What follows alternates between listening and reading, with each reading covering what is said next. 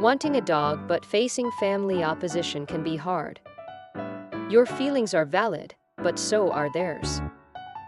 The Buddha teaches balance in the Dhammapada, chapter 1, verse 5. Hatred does not cease by hatred, but only by love. This is the eternal rule. Instead of frustration, approach with love and understanding.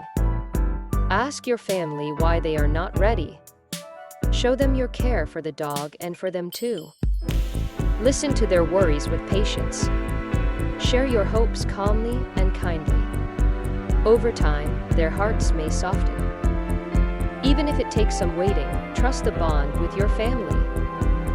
Love and respect create harmony in any home. This lesson applies not just to dogs but to life.